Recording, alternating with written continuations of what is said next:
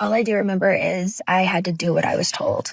I was told I was fat every day. I had to go to the gym. I had to just, and I never remember feeling so demoralized and just, they made me feel like nothing. And I went along with it because I was scared. I was scared and fearful. I didn't even really do anything. And I had like a swap team and how, like, none of it made sense to me. So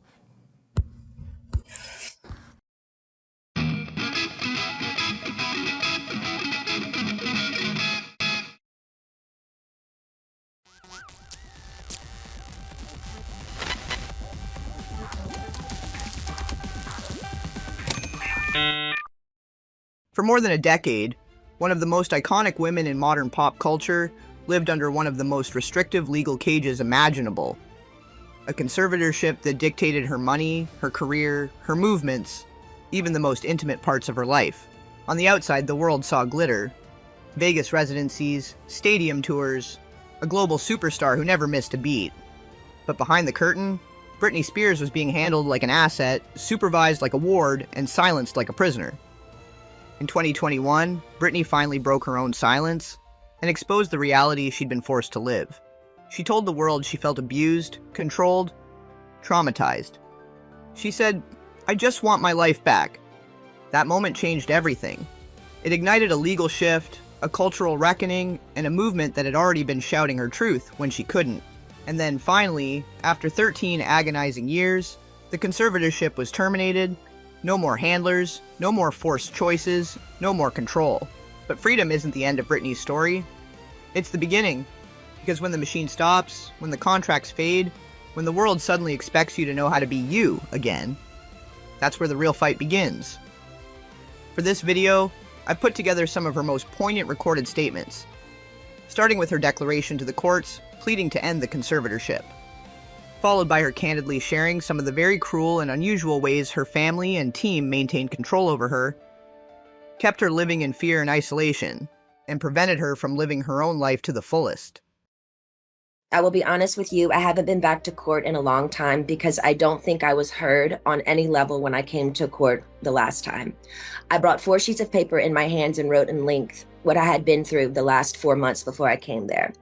The people who did that to me should not be able to walk away so easily. I'll recap. I was on tour in 2018. I was forced to do. My management said if I don't do this tour, I will have to find an attorney. I hate to interrupt you, but my court reporter is taking down what you're saying. Okay. And so you have to speak a little more slowly. Oh, of course, yes. Okay, I apologize. Great. Everything you're saying. Okay. Now, the people who did this to me should not get away and be able to walk away so easily. Recap. I was on tour in 2018. I was forced to do. My management said if I don't do this tour, I will have to find an attorney, and by contract, my own management could sue me if I didn't follow through with the tour. He handed me a sheet of paper as I got off the stage in Vegas and said I had to sign it. It was very threatening and scary, and with the conservatorship, I couldn't even get my own attorney, so out of fear, I went ahead and I did the tour. When I came off that tour, a new show in Las Vegas was supposed to take place. I started rehearsing early, but it was hard because I'd been doing Vegas for 4 years and I needed a break in between. But no, I was told this is the timeline and this is how it's going to go. I rehearsed 4 to 4 days a week, half of the time in the studio and half of the other time in a Westlake studio. I was basically directing most of the show with my whereabouts, where I preferred to rehearse and actually did most of the choreography, meaning I taught my dancers my new choreography myself. I take everything I do very seriously. There's tons of video with me at rehearsals. I wasn't good. I was great. I led a room of 16 new dancers in rehearsals. It's funny to hear my manager's side of the story. They all said I wasn't participating in rehearsals and I never agreed to take my medication, which my medication is only taken in the mornings, never at rehearsal. They don't even see me. So why are they even claiming that? When I said no to one dance move into rehearsals, it was as if I planted a huge bomb somewhere. And I said, no, I don't want to do it this way. After that, my management and my dancers and my assistant of the new people that were supposed to do the new show all went into a room, shut the door, and didn't come out for at least 45 minutes. Ma'am, I'm not here to be anyone's slave. I can say no to a dance move. I was told by my, at the time, therapist, Dr. Benson, who died, that my manager called him in that moment and told him I wasn't cooperating or following the guidelines in rehearsals. And he also said I wasn't taking my medication, which is so dumb because I've had the same lady every morning for the past 8 years give me my same medication, and I'm nowhere near these stupid people. It made no sense at all. There was a week period where they were nice to me and they said, I don't want to do, and I told them I don't want to do the, they were nice to me. They said, if I don't want to do the New Vegas show, I don't have to, because I was getting really nervous. I said, I can wait. It was like, they told me I could wait. It was like lifting literally 200 pounds off of me when they said I don't have to do the show anymore, because I was really, really hard on myself and it was too much. I couldn't take it anymore. So I remember telling my assistant, but you know what? I feel weird if I say no. I feel like they're going to come back and be mean to me or punish me or something.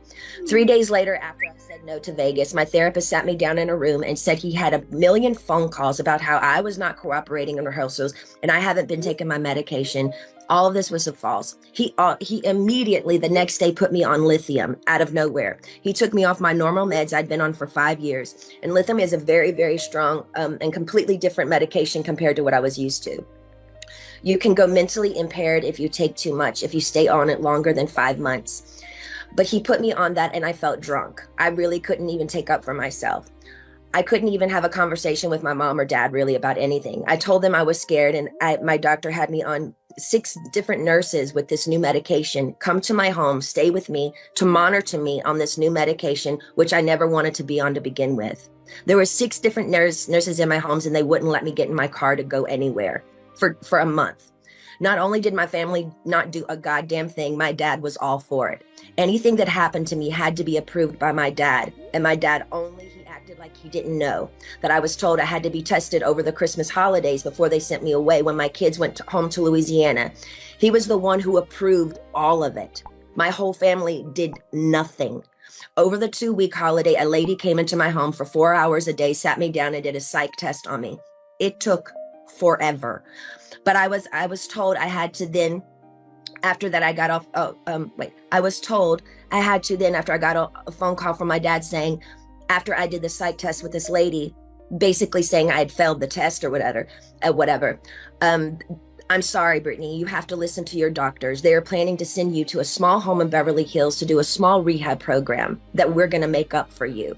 You're going to pay $60,000 a month for this. I cried on the phone for an hour and he loved every minute of it. The control he had over someone as powerful as me, as he loved the control to hurt his own daughter 100,000%, he loved it. I packed my bags and went to that place. I worked 7 days a week, no days off, which in California, the only similar thing to this is called sex trafficking, making anyone work against their will, taking all their possessions away, credit card, cash, phone, passport card, and placing them in a home where they work with the people who live with them. They all lived in the house with me, the nurses, the 24/7 security. There was one chef that came there and cooked for me daily during the weekdays. They watched me changed every day, naked, morning, noon, and night. My body, I had no privacy door for my room. I gave 8 gallons of blood a week. If I didn't do any of my meetings and work from 8 to 6 at night, which is 10 hours a day, 7 days a week, no days off, I wouldn't be able to see my kids or my boyfriend. I never had a say in my schedule. They always told me I had to do this. And ma'am, I will tell you, sitting in a chair 10 hours a day, 7 days a week, it ain't fun. And especially when you can't walk out the front door. And that's why I'm telling you this again 2 years later. After I've lied and told the whole world I'm okay and I'm happy, it's a lie. I thought maybe I said that enough. Maybe I might become happy because I've been in denial. I've been in shock. I am traumatized. Fake it till you make it. But now I'm telling you the truth, okay? I'm not happy. I can't sleep. I'm so angry, it's insane, and I'm depressed. I cry every day, and the reason I'm telling you this is because I don't think how the state of California can have all this written in the court documents from the time I showed up and do absolutely nothing, just hire with my money another person to keep my dad on board. Ma'am, my dad and anyone involved in this conservatorship and my management who played a huge role in punishing at me when I said, no, ma'am, they should be in jail.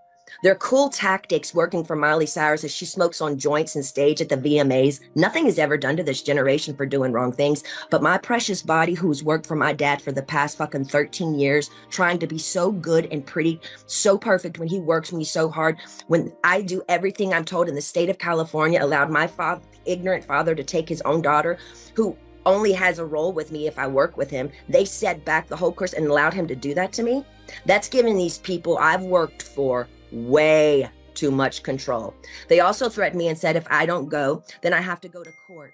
And it will be more embarrassing me if the judge publicly makes go the evidence we have. You have to go. I was advised for my image, I need to go ahead and just go and get it over with. They said that to me. I don't even drink alcohol. I should drink alcohol, considering what they put my heart through. Also, the Bridges facility they sent me to, none of the kids, I was doing this program for 4 months. So the last 2 months I went to a Bridges facility. None of the kids there did the program. They never showed up for any of them. You didn't have to do anything if you didn't want to. How come they always made me go? How come I was always threatened by my dad and anybody that participated in this conservatorship? If I don't do this, what they tell me to enslave me to do, they're going to punish me. The last time I spoke to you by just keeping the conservatorship going and also keeping my dad in the loop made me feel like I was dead, like I didn't matter, like nothing had been done to me, like you thought I was lying or something. I'm telling you again because I'm not lying. I want to feel heard, and I'm telling you this again so maybe you can understand the depth and the degree and the damage that they did to me back then. I want changes, and I want changes going forward. I deserve changes. I was told I have to sit down and be evaluated again if I want to end the conservatorship.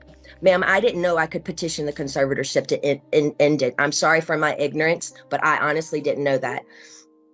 But honestly, I don't think I owe anyone to be evaluated. I've done more than enough. I don't feel like I should even be in a room with anyone to offend me by trying to question my capacity of intelligence, whether I need to be in this stupid conservatorship or not. I've done more than enough.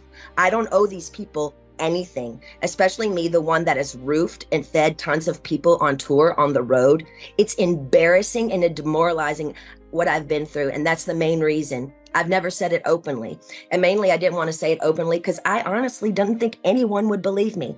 To be honest with you, the Paris Hilton story on what they did to her to that school, I didn't believe any of it. I'm sorry. I'm an outsider, and I'll just be honest. I didn't believe it. And maybe I'm wrong. And that's why I didn't want to say any of this to anybody, to the public, because I thought people would make fun of me or laugh at me and say, she's lying. She's got everything. She's Britney Spears. I'm not lying. I just want my life back. And it's been 13 years and it's enough. It's been a long time since I've owned my money, and it's my wish and my dream for all of this to end without being tested. Again, it makes no sense whatsoever for the state of California to sit back and literally watch me with their own 2 eyes make a living for so many people and pay so many people trucks and buses on tour on the road with me and be told I'm not good enough. But I'm great at what I do. And I allow these people to control what I do, ma'am, and it's enough. It makes no sense at all. Now, going forward, I'm not willing to meet or see anyone I've met with enough people against my will. I'm done. All I want is to own my money for this to end and my boyfriend to drive me in his fucking car.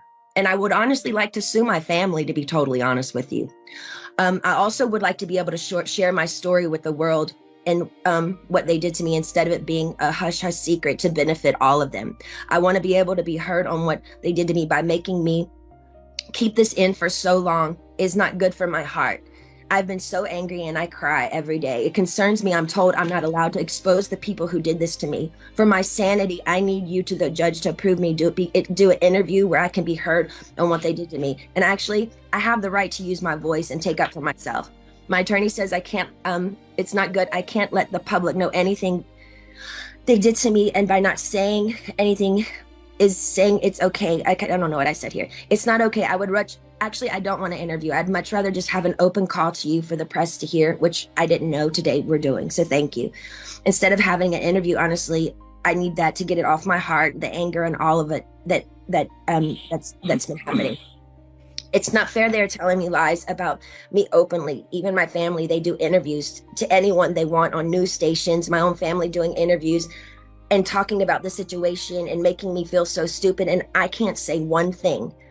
And my own people say I can't say anything. It's been 2 years. I want a recorded call to you. Actually, we're doing this now, which I didn't know that we were doing this. To the public, I say knows what they did to me. I told I know my lawyer Sam has been very scared for me to go forward because he's saying if I speak up, I'm being overworked in that facility of that rehab place. The rehab place will sue me. He told me I should keep it to myself. Really, I would personally like to. Actually, I know I've had grown with a personal relationship with Sam, my lawyer. I've been talking to him like 3 times a week now. We've kind of built a relationship, but I haven't really had the opportunity by my own self to actually handpick my own lawyer by myself. And I would like to be able to do that. I would like to also, the main reason why I'm here is because I want to end the conservatorship without having to be evaluated. I've done a lot of research, ma'am, and there's a lot of judges who do end conservatorships for people without them having to be evaluated all the time.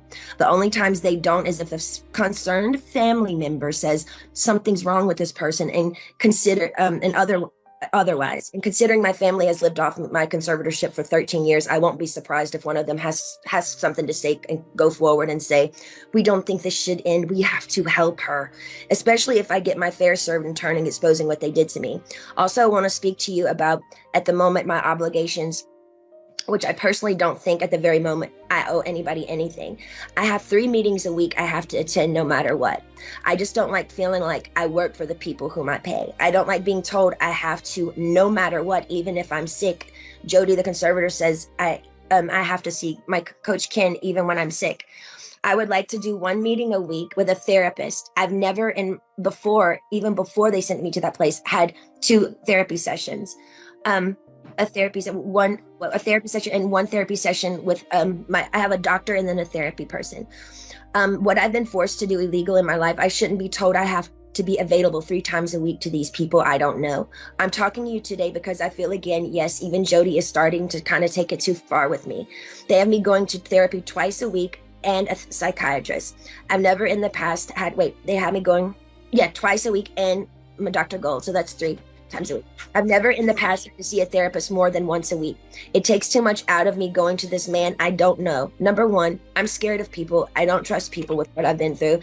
And the clever setup of being in Westlake, one of the most exposed places in Westlake, which yesterday, paparazzi showed me coming out of the place, literally crying in there. It's embarrassing and it's demoralizing. I deserve privacy when I go. I deserve privacy when I go and have therapy, either at my home, like I've done for 8 years. They've always come to my home.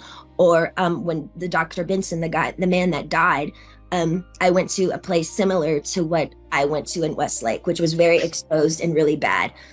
Okay, so where was I? In Westlake, it was identical to Dr. Benson, who died, the one who illegally, 100% abused me by the treatment he gave me too. And to be totally honest with you, I was so... Excuse me for interrupting you. But my reporter says if you could just slow down a little bit because she's trying to make sure she gets everything that you're saying. Okay, cool. And so okay. Great. I have been through, and the clever setup in Westlake is identical to Dr. Benson, who died, the one who illegally, 100% abused me by the treatment he gave me. And to be totally honest with you, when he passed away, I got on my knees and thanked God.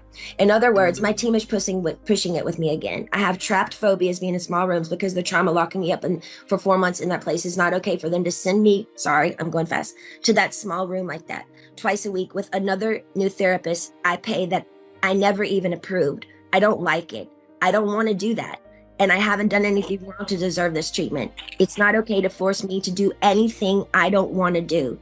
By law, Jody and this so-called team I should be able to sue them for threatening me and saying, if I don't go and do these meetings twice a week, we can't let you have your money and go to Maui on your vacations. You have to do what you're told for this program, and then you will be able to go. But it was very clever. They picked one of the most exposed places in Westlake, knowing I have the hot topic of the conservatorship, that over 5 paparazzis are going to show up and get me crying coming out of that place. I begged them to make sure that they did this at my home so I would have privacy. I deserve privacy.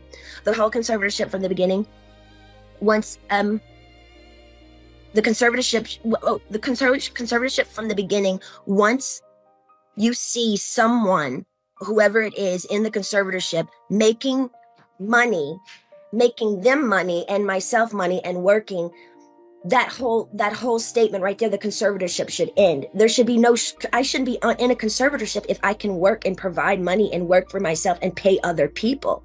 It makes no sense. The laws need to change. What state allows people to own another person's money and account and threaten them and saying, you can't spend your money unless you do what we want you to do, and I'm paying them? Ma'am, I've worked since I was 17 years old. You have to understand how thin that is for me. Every morning I get up to know I can't go on somewhere unless I meet people I don't know every week in an office identical to the one where the therapist was very abusive to me. I truly believe this conservatorship is abusive. And now we can sit here all day and say, oh, conservatorships are here to help people. But ma'am, there's 1,000 conservatorships that are abusive as well. I don't feel like I can live a full life. I don't owe them to go see a man I don't know and share him my problems. I don't even believe in therapy. I always think you take it to God. I want to end the conservatorship without being evaluated. In the meantime, I want this therapist once a week. He can either come to my home. No, I just want him to come to my home. I'm not willing to go to Westlake and be embarrassed by all these paparazzi, these scummy paparazzi laughing at my faces while I'm crying, coming out and taking my pictures as all these white, nice dinners with people drinking wine at restaurants, watching me leave these places. They set me up by sending me to the most exposed places. And I told them I didn't want to go there because I knew paparazzi would show up there. They only gave me 2 options for therapists, and I'm not sure how you make your decisions, ma'am, but this is the only chance for me to talk to you for a while. I need your help. So if you can just kind of let me know where your head is. I don't really honestly know what to say, but my requests are just to end the conservatorship without being evaluated. I want a petition basically to end the conservatorship, but I want it to be petition to end it, but I don't want to be evaluated and be sat in a room with people 4 hours a day like they did me before. And they made it even worse for me after that happened. So I'm honestly new at this, and I'm doing research on all these things. I do know common sense and the method that things can end. For people, it has ended without them being evaluated. So I just want you to take that in consideration. I've also done research. Also took a year during COVID to get me any self-care methods during COVID. She said there were no services available. She's lying, ma'am. My mom went to the spa twice in Louisiana during COVID. For a year, I didn't have my nails done, no hairstyling and no massages, no acupuncture, nothing for a year. I saw the maids in my home each week with their nails done different each time. She made me feel like my dad does, very similar, her behavior and my dad, but just a different dynamic. Team wants me to work and stay home instead of having longer vacations. They are used to me sort of doing a weekly routine for them, and I'm over it. I don't feel like I owe them anything at this point. They need to be reminded they actually work for me. They tricked me by sending me to the, okay, I repeated myself there.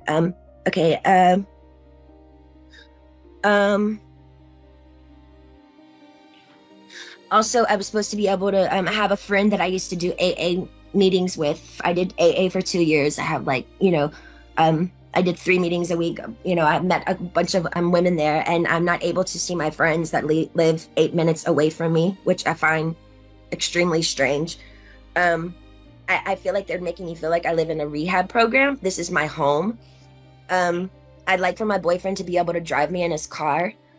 And I want to meet with a therapist once a week, not twice a week. And I want him to come to my home because I actually know I do need a little therapy. I was told, hold on. I think that's, and I would like to progressively move forward, and I want to have the real deal. I want to be able to get married and have a baby. I was told right now in the conservatorship, I'm not able to get married or have a baby. I have a ID inside of myself right now, so I don't get pregnant. I wanted to take the ID out so I could start trying to have another baby, but this so-called team won't let me go to the doctor to take it out because they don't want me to have any more children. So basically, this conservatorship is doing me way more harm than good. I deserve to have a life. I've worked my whole life. I deserve to have a 2 to 3 year break and just, do what I want to do. But I do feel like there is a crunch here, and I feel like I feel open and I'm okay to talk to you today about it. But I wish I could stay with you on the phone forever, because when I get off the phone with you, all of a sudden, I hear all these no's, no, no, no. And then all of a sudden I feel ganged up on, and I feel bullied, and I feel left out and alone. And I'm tired of feeling alone. I deserve to have the same rights as anybody does by having a child, a family, any of those things, and more so. And that's all I wanted to say to you. And thank you so much for letting me speak to you today. Okay, so I woke up this morning and I realized that there's a lot going on in my head that I haven't really shared with anyone really. And I've had tons of opportunities, Oprah, interviews, to go on a platform and share hardships or just really anything that's going on in my mind. And I really don't think any of that is relevant to getting paid to tell your story. I feel like it's kind of silly. So I'm here honestly just to open myself to others and try to shed a light on if anyone out there has ever gone through hardships or whatever it is, just to put a light on it. And so that person doesn't feel alone, because I really know what that feels like. I haven't honestly shared this openly too as well, because I've always been scared of the judgment and definitely the embarrassment of the whole thing, period, and the skepticism and the cynical people of what and their opinions of what people would actually think. I do think I'm in a place now where I'm a little bit more confident that I can be willing to share openly my thoughts and what I've been through, because I haven't really had that outlet to share completely openly for so long, just scared of judgments, thoughts of other people and what they think or what they may say. And I think it's crucial for my heart and my head to be able to speak openly about it as if anyone else would. Well, the actual conservatorship actually started, I think, 15 to 16 years ago. I was 25 when it started. I was extremely young. I remember a lot of my friends texting me and calling me, and we were extremely close, and they wanted to see me, but by what had happened, honestly, still to this day, don't know what really I did. But the punishment of my father, I wasn't able to, see anyone or like anything. So you have to imagine none of it made sense to me. I literally spoke in a British accent to a doctor to prescribe my medication, and 3 days later, there was a swap team in my home, 3 helicopters, and I remember my mom's best friend and my 2 girlfriends. We had a sleepover the night before. They held me down on a gurner, and again, none of it made sense. Literally, the extent of my madness was playing chess with, when it was playing chase with paparazzi, which is still to this day one of the most fun things I ever did about being famous. So I don't know what was so harmful about that. But I remember my mom was sitting on the couch and she said, "We've heard people are coming here today to talk to you. We should probably go, to a hotel or something." And I never really understood what she meant. I didn't believe her. Like, is a lawyer coming here? Who is coming here? Then 4 hours later, there were over 200 paparazzi outside my house videotaping me through a window of an ambulance holding me down on a gurner. I know now it was all premeditated. A woman introduced the idea to my dad, and my mom actually helped him follow through and made it all happen. It was all basically set up. There was no drugs in my system, no alcohol, nothing. It was pure abuse. And I haven't even really shared even half of it. I think the main thing I do remember when it started was my dad's control. He loved to control everything I did. I remember the first day he said, "I'm Britney Spears and I'm calling the shots." And I'm like, alrighty then. my brother was a football player. My dad was really, really hard on him when he was younger, really abusive. And I think when my mom gave him the idea for the conservatorship and his friend, I think he just really regrouped it and made such a really, really overhauling big deal out of it. And it was just really too much. I remember him always being in the office, and my girlfriend was his assistant, and they would just stand there all day with the door shut, and I was never ever able to leave or go anywhere.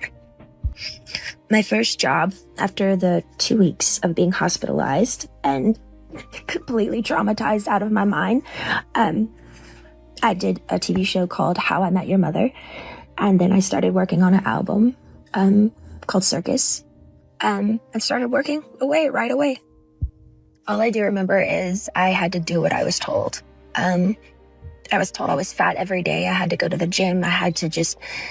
And I never remember feeling so demoralized, and just... They made me feel like nothing. And I went along with it because I was scared. I was scared and fearful. I didn't even really do anything. And I had like a swap team, and how none of it made sense to me. So since that day, I did probably 4.5 tours. I did an album, Circus, Femme Fatale, Britney, Jean, and Glory. And then I started doing a Vegas show in Las Vegas. And I did that for 4.5 years. I do remember working, and I got to a point where, because my pride in my 30s, I have to live under my father's rules. And, the dancers are playing and drinking and having fun at nights in Vegas, and I couldn't do anything. And I remember just being like, my performances, I know, were horrible. Like, I even wore wigs, and all the dancers were doing all these nice, sexy head flip turns, and I had conditioner treatment in my hair and like these little caps over my head, and just during a whole show getting conditioner treatments just with wigs on, because I was just like a robot. Honestly, I didn't give a fuck anymore, because I couldn't go where I wanted to go. I couldn't have the nannies that I wanted to have. I couldn't have cash. And it was just demoralizing. So I was kind of like in this conspiracy thing of people claiming and like treating me like a superstar, but yet they treated me like nothing. Well, for some reason, I started to get a spark back. I remember recording Glory, and for some reason, I think producing and making music, and I went to this little Spanish house, and I got the fire back in my eyes for some reason. And it was at the end of recording Glory, and my son named it, and things started kind of taking a turn, because I started getting more confidence just for myself. And I think with confidence, people kind of like, oh, wait, what's going on now? Like, she's speaking up a little bit more, but it might not be particularly a good thing if I'd been quiet for 15 years. I think with confidence comes enlightenment, which makes you think better. And that's the last thing they wanted me to do, is to actually be better, because then who would be in control then? But it was really tricky, because I had to just play this role that everything was okay all the time, and I had to go along with it because I knew they could hurt me. So I'm sitting here like, my friends all drinking alcohol and having fun in these parties, and had no cash. I literally felt like a nun. My girlfriends from home came to visit me in a spa, and I couldn't even walk into the spa, and they had their feet doing pedicures in the water, and the 3 ices of bottles of champagnes before my show just sitting there. And I wasn't even acknowledged by them, my own hometown friends, when they would come to Vegas. And it was just, it was demoralizing, I will say. You also have to understand, it's like, 15 years of touring and doing shows, and I'm 30 years old under my dad's rules. And all of this is going on, and my mom's witnessing this, and my brother is witnessing, and my friends are witnessing it, and they all go along with it. And I'm like, how am I the one working here and doing all this, but I don't get the side things that, the good stuff, I want to be able to play. I want to be able to have fun. Like, none of it made sense to me. Well, the last show in Vegas ended 2017. I went on tour, which of tour I was forced to do, but I was supposed to do a new show. So the new show came along. I rehearsed, I think maybe 4 days ago. I don't really remember, but I went to one of the rehearsals and I said no to a dance move. I was like, no, can we do that? I don't want to do this. And then I just remember everything got really weird and quiet, and all the directors and producers went in the back room and just spoke. And that was it. And I was like, well, I don't know what's going on. So we all just kind of like, what happened? And then the next day I was told that I had to be sent away to a facility, and that I was supposed to say on my Instagram the reason why is because my dad is sick and I need treatment, which was, I didn't want to ever go there. I remember my dad calling me on the phone and I was crying, and I was like, why are you guys doing this? Like, what? And I just remember him saying, you have to listen to the doctors. The doctors are going to tell you what to do. I can't help you now. And I remember his last words were, now, you don't have to go, but if you don't go, we're going to go to court and there'll be a big trial and you're going to lose. I have way more people on my side than you. You don't even have a lawyer, so they don't even think about it. So I did it. I went to the place. I was scared out of my mind. And none of it, again, made any sense of what they were doing to me. And again, I haven't wanted to share this because it's unbelievably offensive, sad, abusive. And honestly, would anybody believe me? I remember the main thing of when I was in that place, that my heart felt like it was frozen, like it was stuck inside, and I wanted to scream and I wanted to get out. And I think by a needle and thread, it was the breathing peacefully inward that I missed the most. I felt like I was in a state of shock, almost like when an old person feels helpless and they're literally going through some sort of shock treatment and they can't relax their body because they don't have the answers of why they can't have their own keys to their car and put it in the ignition and walk outside, and their own security guards at every door saying they can't go. Sitting down, drawing 6 galls of blood every week. Weak as hell. And then calling, and my family is in Destin at my beach house.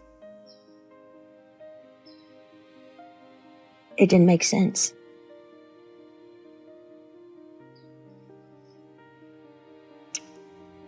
The main thing I to this day, I kind of stopped believing in God at that time, because I didn't know how they could have 40 people leave my house a day and me work from 8 to 6 at night.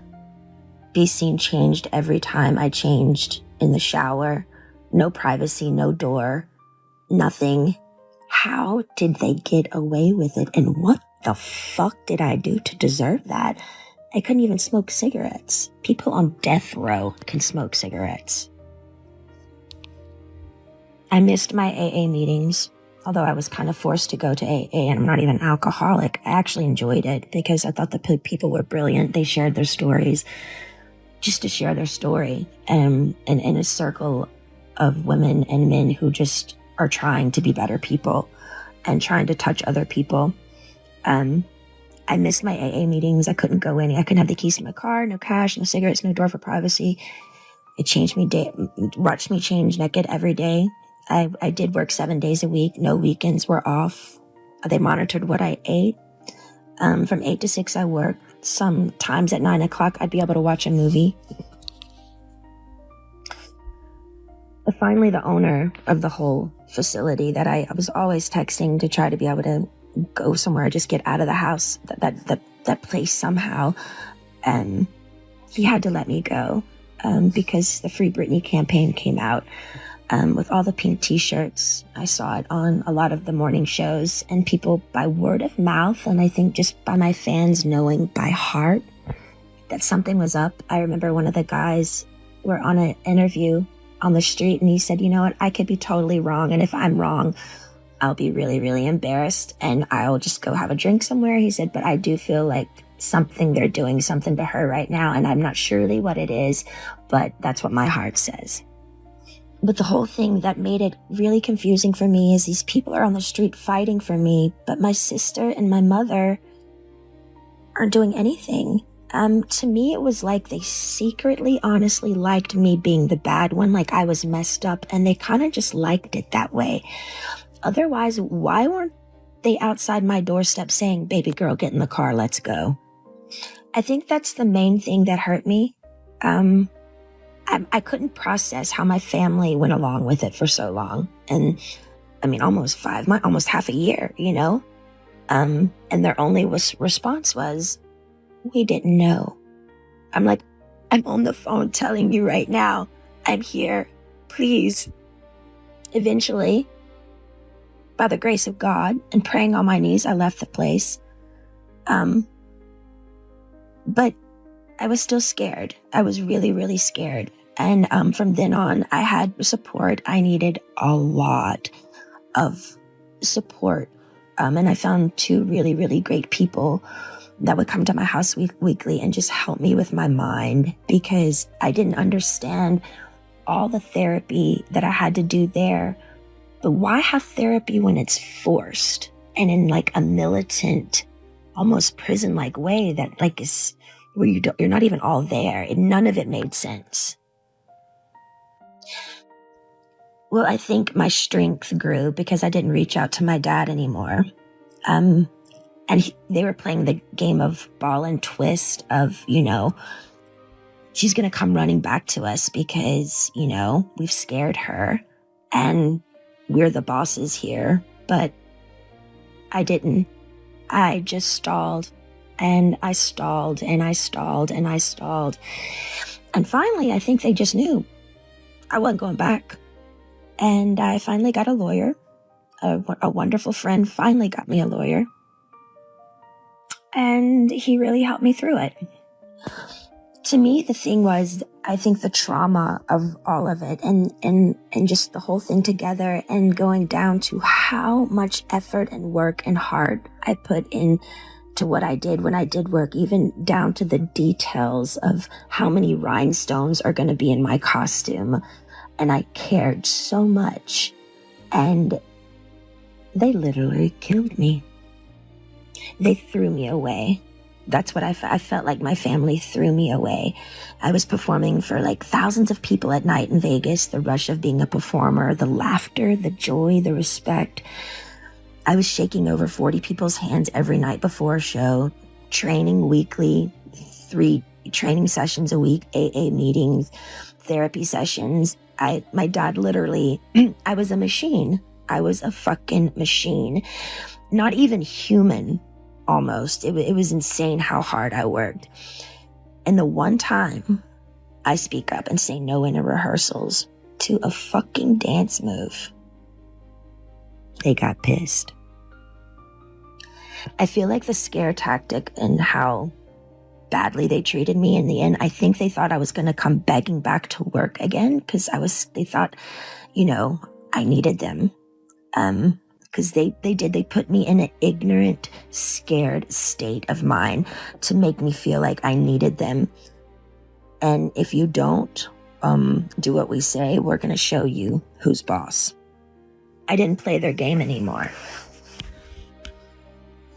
I got on my knees every day and I prayed. I held on like a needle and thread to some sort of existence because they had made me feel like nothing for so long. I knew in the deepest part of my core, I knew I'd done nothing wrong and I didn't deserve the way I'd been treated. I do think the hardest thing for me was I wanted to use my feet and leave and run or go somewhere. I had to be placed in a chair from like 8 to 6 every day. I couldn't take it. I talked to rabbis. I've talked to grown men about it. And they're like, we don't see how you did it. Honestly, I don't either. And through that, I remember saying, I don't believe in God anymore. I honestly deserve an award for acting like I was okay every day. I thought they were trying to fucking kill me. I remember one time I was backstage and I needed my inhaler. And I opened up to my assistant. Because I had my phone with me, which I'm not supposed to have my phone underneath the stage. But I said to her, you know what I'm doing. I was talking to a guy and he wanted to just leave the country with me. We had it all set up to just leave. and it was a secret relationship. And I said, my biggest fear was, what would my dad do if I did do something wrong? What if I left the country? And what if they found me? And what would they do? And I said, I feel like they would lock me up or something, or really hurt me. And she looked at me and she said, are you kidding me, Britney? Your dad would never do that to you. And I didn't even do anything wrong, and he still did it. I'm honestly more angry at my mom because I heard when reporters would call her at the time and ask questions of what was going on, she would go innocently hide in the house, and she wouldn't speak up. It was always like, I don't know what to say. I just don't want to say the wrong thing. We're praying for her. I feel like she could have gotten me a lawyer in literally 2 seconds. My friend helped me get one in the end, but every time I made contact with a firm, my phone was tapped and they would take my phone away from me.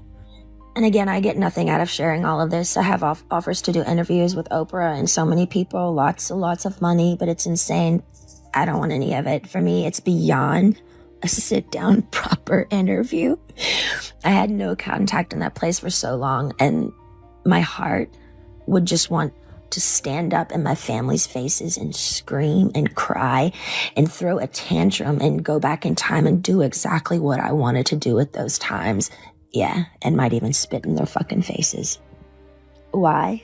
Because the pain my family gave me, sitting me there all day and not being able to use my feet, as they watch their grandchildren run bases to base in a family neighborhood, as if I'm dead or I don't exist, honestly makes me look up and say, how the fuck did they get away with it? How is there a God? Is there a God? Giving 8 galls of blood weekly, not being able to stand up. I was so weak. And my family's at my beach house. I was scared, broken. I'm sharing this because I want people to know I'm only human. I do feel victimized after these experiences. And how can I mend this if I don't talk about it? I have an amazing song right now with one of the most brilliant men of our time, and I'm so grateful.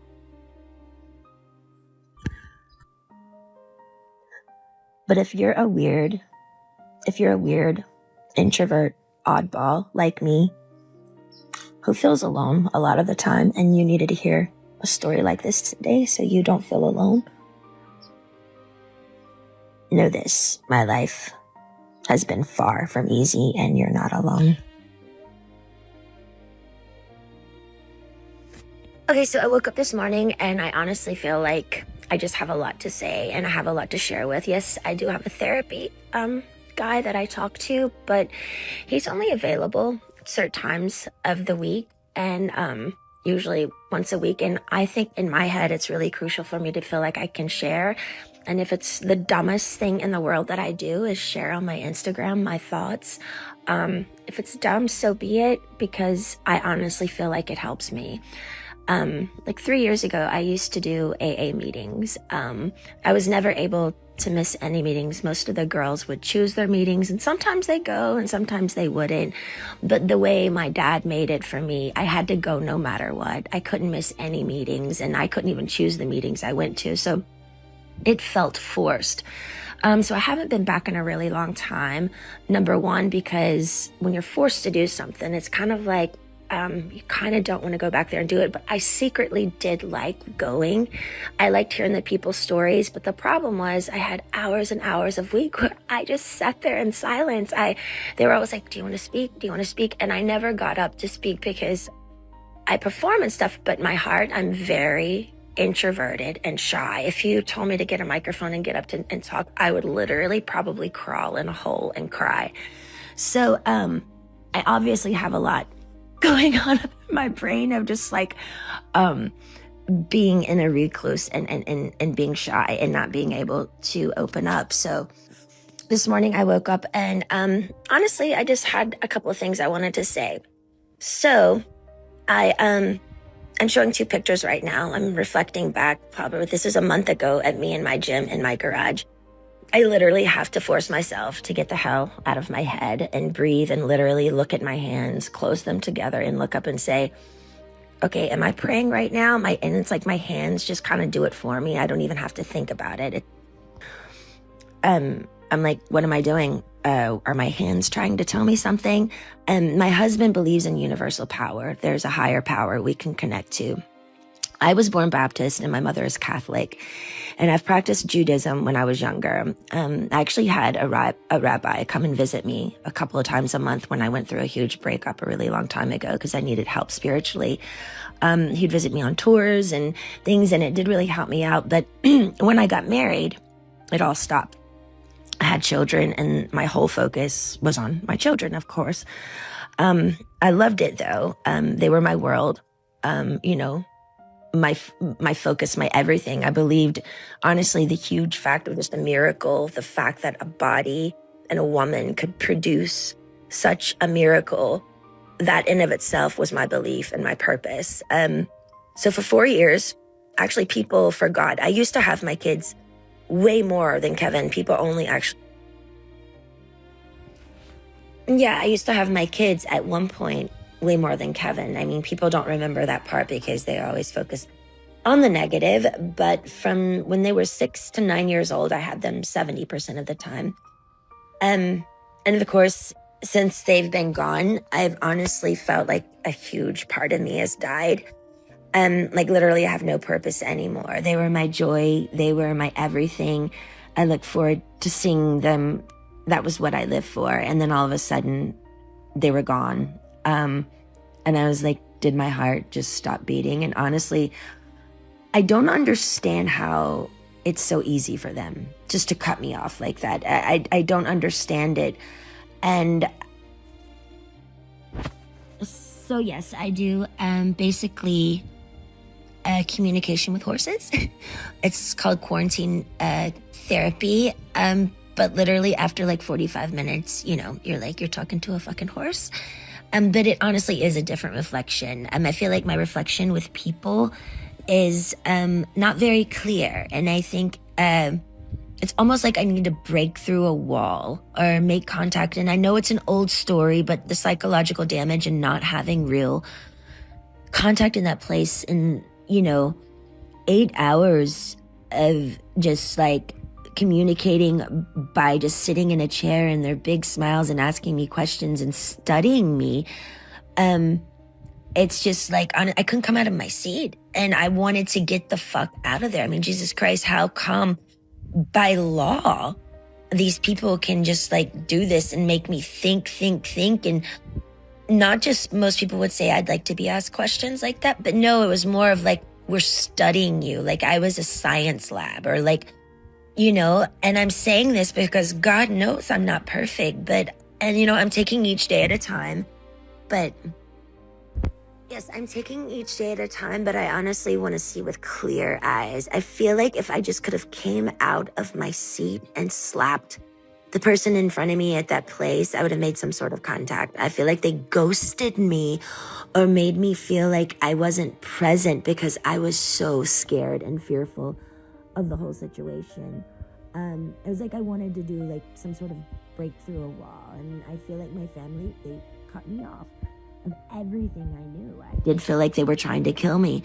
My AA meetings, my kids, my car, getting dressed privately, watching me change daily, the 8 vials of blood, not gallons, but 8 vials of blood weekly, like none of it made sense. And honestly, none of it felt legal. That was the main thing. And with my kids now, making the claims that she's not good enough, she wants attention. Yeah, I do want to be heard, and I'm angry. And I kind of subconsciously want to offend people because I've been so fucking offended. But I'm afraid to inform you guys. I'm not willing to see you until I feel valued.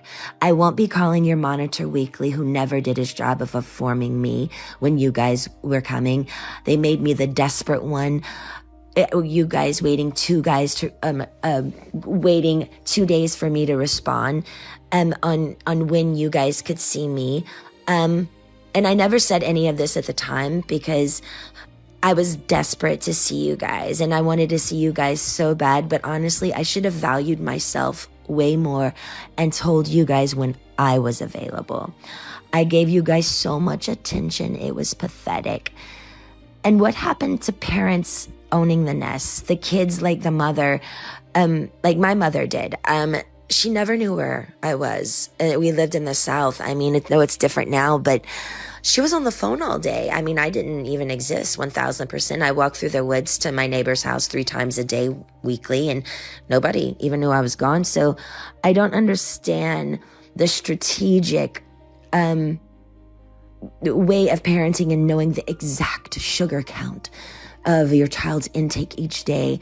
I mean, I'm like, feed your kid fucking oatmeal with a touch of sugar. And so what if your baby's eyes open, his or her eyes open a little bit more? I want to see my child's open. The numbness and the not caring look at their age as teenagers, too lazy. I know I sound horrible, but the first thing I did when I saw them, before I fed them even their meal, I gave them ice cream. I wanted to see their eyes open. All I know is my love for my children is more than anything, and I'm sorry if I ever hurt you guys in any way. And me saying I'm a child of God is something I shouldn't have said to you guys. And me saying it's my turn to say so, that's something I should have said to my father. I've always been told the only person who can fix your heart is the one who broke it. Go to the source. He needs to be told, but that will never happen because I pray he burns in hell. But until then, Jaden and Preston, I adore you. I was told you guys have blocked me. But I will speak here. I hope you're using your punching bag I gave you. You guys are unbelievable in the gym. Happy early birthday. You guys can do pull-ups. Wow. Your skill in everything you do. I'm so blessed to even call you mine. And I just want you to know I apologize. My ignorance in saying no, saying so to you guys, because that was meant for my father.